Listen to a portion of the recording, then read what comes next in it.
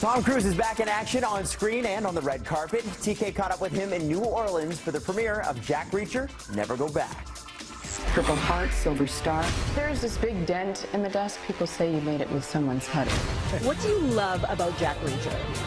You know, I love the laconic nature of this character. He is someone who lives by his own rules, has his own sense of ethics, and doesn't look for trouble, but trouble finds him. I do enjoy the kind of intensity of the violence. What is that about you that loves that so much? It's just cool. I love those kind of characters. Okay, so lastly, who would win in a fight? Ethan Hunt or Jack Reacher? Luckily, I will never have to find out. Who do you think would win in a fight? Ethan Hunt, Jack Reacher, or Susan Turner? I mean, I'm gonna say Susan Turner just because that's fun to say. Yeah, girl. Yeah, up top. And tune into Entertainment City this week for TK's chat with Cruise's co-stars, and hear why Colby Smulders says it's the women who kick the most butt in this movie.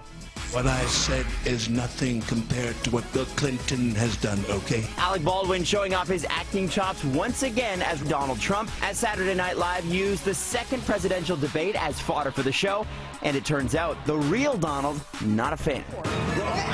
Trump shared a scathing review on Twitter, writing, "Watched Saturday Night Live, hit job on me. Time to retire the boring and unfunny show. Alec Baldwin portrayal stinks. Media rigging election." By the way, Donald wasn't the only Trump getting spoofed. His wife, Melania, got her own version of Beyonce's Lemonade with Melania-nade. You just be that guy with the weird hair. Speaking of Beyonce, Queen Bee is proving once again that nothing can stop her, not even a ripped earlobe. Here's what happened. Beyonce was halfway through her set at this weekend's Title X 1015 concert in Brooklyn when her amazing Rapunzel braid turned into a dangerous weapon, ripping out her earring. But a little blood can't stop Beyonce. She briefly acknowledged the injury.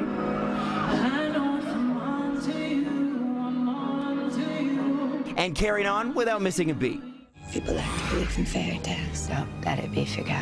Natalie Portman is already getting Oscar buzz for her portrayal of one of America's most iconic first ladies in the biopic Jackie. Terry caught up with the Academy Award winner in New York over the weekend. Here's a sneak peek. There really are three defining Jackie traits: the hair, the voice, and the wardrobe. Yes. Which one helped your transformation the most, Natalie? Well, I think all of it's helpful, and of course the appearance helps you be more believable to people who are having to deal with reconciling the fact of an image that they know really well, and of course an actor that isn't necessarily the copy of that. But the voice, I think, was very helpful because it gave an ability to show the difference of how she was in public and in private, the person she wanted to present herself to the world as, and the person she really was.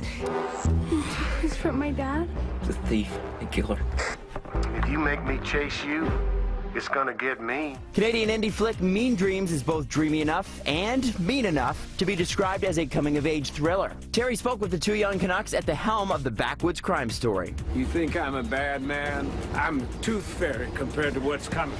How nervous were each of you to take this on, knowing that the whole movie really relies on your performances? I think we try not to think about it, because if you put too much pressure, then you won't be able to handle it. A lot of it depends on who you're working with, and when you're working with someone as talented as Sophie, it helps a lot because half of acting is building off who you're acting with.